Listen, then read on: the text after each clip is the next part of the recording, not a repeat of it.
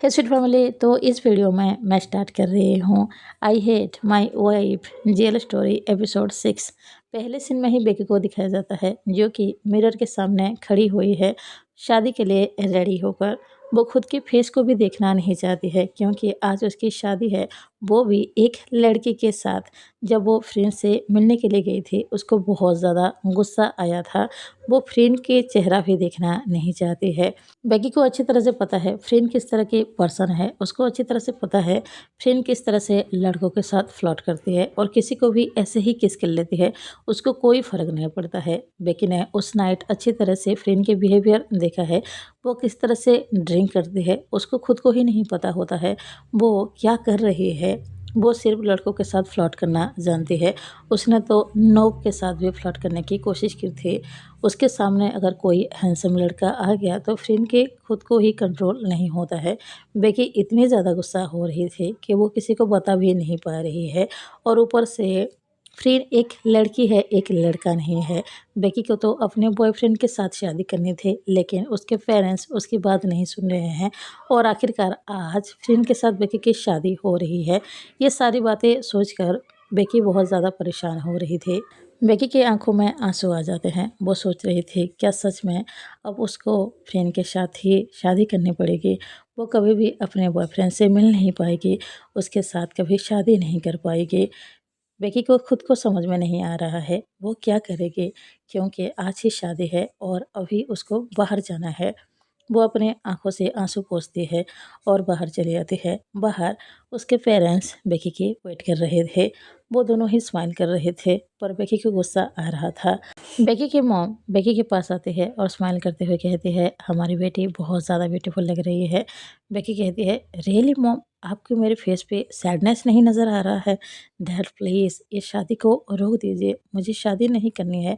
मैंने हमेशा आपसे कहा है मैं किसी और से लव करती हूँ, मेरा बॉयफ्रेंड, मुझे उसके साथ रहना है। प्लीज़ डैड शादी रोक दीजिए। बेकी के डैड ये सुनकर गुस्सा करते हुए कहते हैं बेकी तुम एक बात को कितनी बार बोलोगे, हमने भी पहले से ही ये बात कहा है ना, तुम्हारे लिए फ्री नहीं सही है। तुम ये बात क्यों नहीं समझ रहे हो और मुझे अभी ये सारी बातें नहीं सुननी है। तुम्हें पता है तुम्हारा डैड कैसा है, मैं कुछ भी कर सकता हूँ, इसीलिए चुपचाप यहाँ से चलो और फ्रेंड से शादी करो। बेकी को अच्छी तरह से पता है उसके डैड कैसे हैं, वो गुस्से में कुछ भी कर सकते हैं। बेकी के आंखों से फिर से आंसू आ जाते हैं। वो अपने आंसू पोंछती है और अपने डैड से कुछ भी नहीं कहती है। कुछ देर बाद ही वो उस जगह पर पहुंच जाते हैं जहां पर शादी होने वाली थी। फ्रेंड के मॉम डैड बहुत ज़्यादा परेशान थे क्योंकि यहाँ पर फ्रेंड मौजूद ही नहीं है। बेकी चारों ओर ही देख रही थी। बेकी सोचती है मतलब फ्रेंड को भी ये शादी तो बिल्कुल भी नहीं करनी है। वो कहाँ गई है, काश वो यहाँ पर आई ही ना।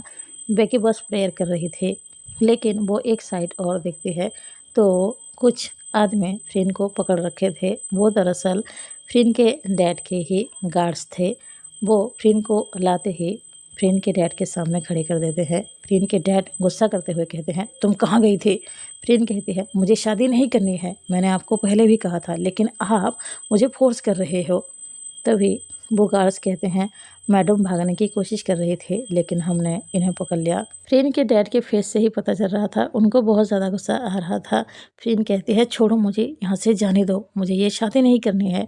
तभी फ्रेंड के डैड चिल्लाते हुए कहते हैं फ्रेंड तुम्हें दिखाई नहीं दे रहा है यहाँ पर कितने लोग मौजूद हैं, तुम खुद को शर्मिंदा कर रही हो और साथ में हमें भी। फ्रेंड कहती है तो मैंने पहले ही मना किया था ना ये शादी करने से, लेकिन आपको ही शादी करवानी थी, मुझे यहाँ से जाने दीजिए, मुझे अपने हिसाब से ज़िंदगी जीनी है, मैं आपकी बात नहीं मानूंगी। तभी फ्रेंड के डैड कहते हैं बात तो तुम्हें माननी होगी क्योंकि हम तुम्हारी भलाई के लिए ही ये सब कर रहे हैं। बेकी बस फ्रेंड की ओर ही देखे जा रहे थे, उसको समझ में आ रहा था फ्रेंड बस यहाँ से भागना चाहती है। तभी बेकी फ्रेंड के डैड के सामने जाती है और कहती है अंकल डोंट वरी, फ्रेंड यहाँ से मेरे साथ ही जाएगी। वो यही कहते हुए फ्रेंड के हाथ को होल्ड कर लेती है। फ्रेंड चिल्लाते हुए कहती है तुम होती कौन हो ये सब कहने वाली, तुम बहुत ज़्यादा बदसूरत हो, मुझे तुमसे शादी नहीं करनी है।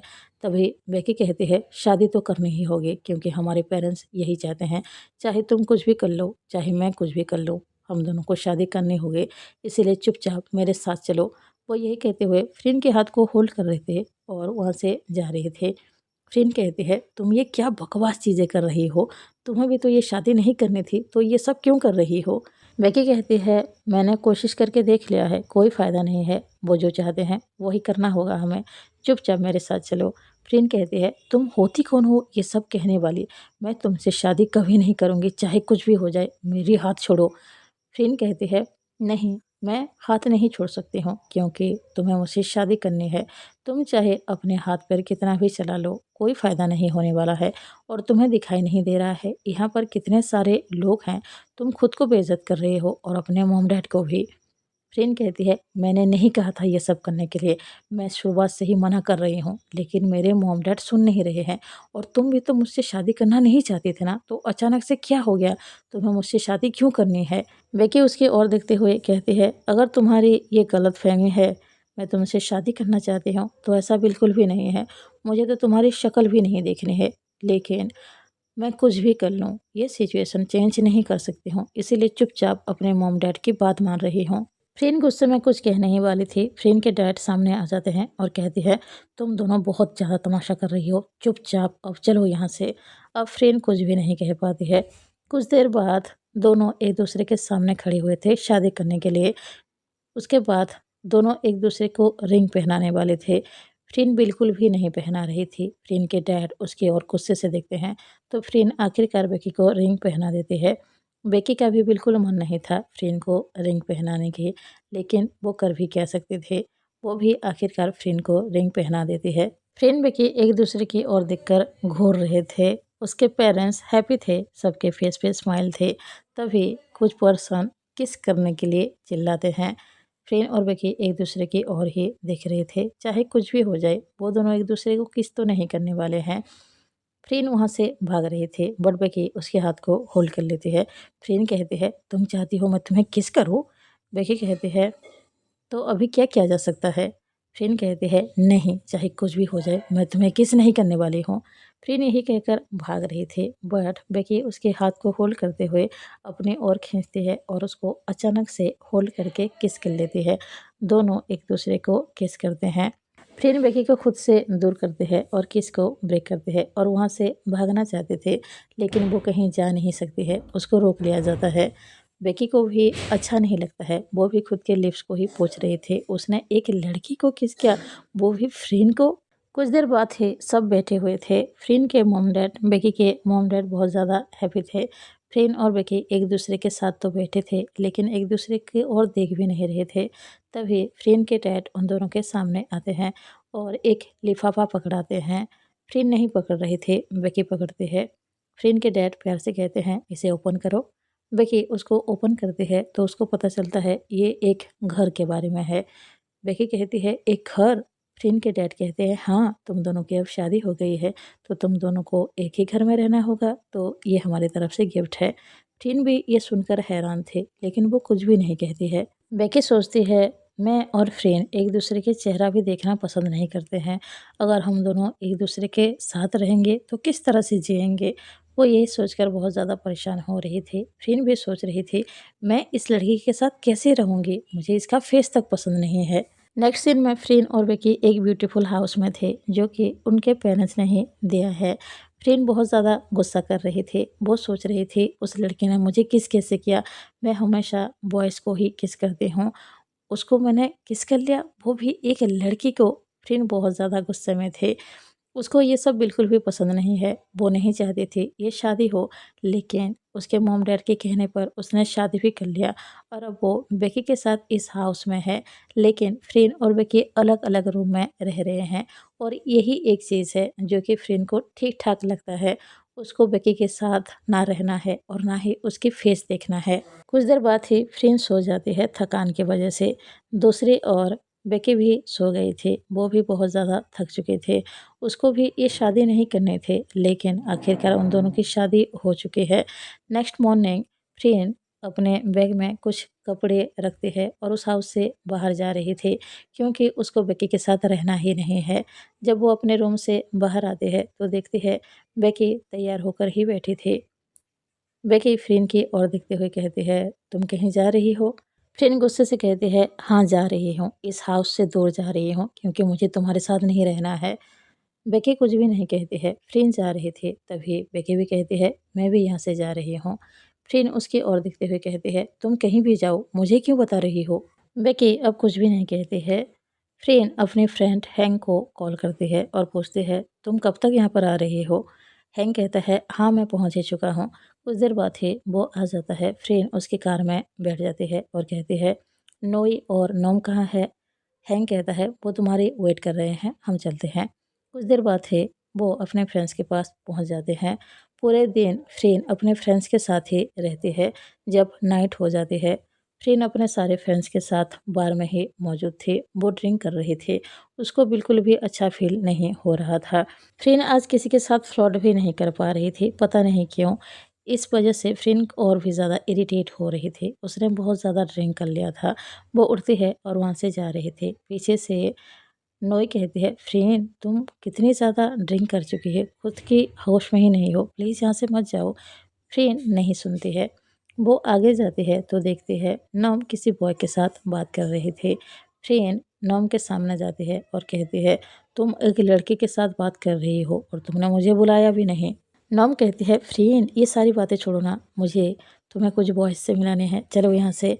वो फ्रेंड को लेके जाते हैं। वहाँ पर कुछ बॉयज़ बैठे हुए थे।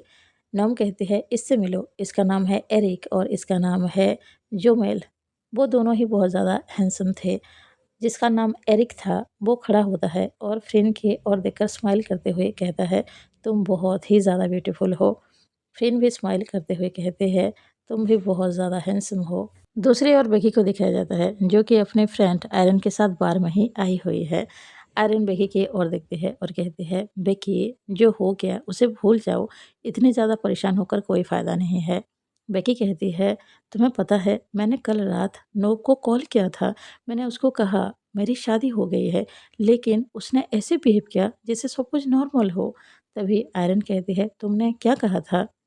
तभी एक फ्लैशबैक दिखाया जाता है। शादी के बाद बेकी जब हाउस में थी, वो नॉब को कॉल करती है और नॉब को कहती है, अब मेरी शादी हो गई है, तुम्हें कुछ करना होगा। नॉब कहता है, पर मैं इसमें क्या कर सकता हूँ? बेकी कहती है, नॉब तुम क्या भूल गए हो? तुम मुझसे लव करते हो ना? हम दोनों एक साथ रहेंगे, पर मुझे यहाँ पर नहीं रहना है, तुम्हारे साथ रहना है। तुम क्या कुछ भी नहीं करोगे? नॉब कहता है, बेकी मैं तुम्हारी बात समझ रहा हूँ, लेकिन तुम्हें अपने पेरेंट्स की रिस्पेक्ट करनी चाहिए। अब तुम्हारी शादी हो चुकी है ना, तो तुम्हें उस पर्सन के साथ रहना होगा जिसके साथ तुम्हारी शादी हुई है। बेकी जैसे ही ये सुनती है, वो बहुत ज़्यादा गुस्सा करते हैं।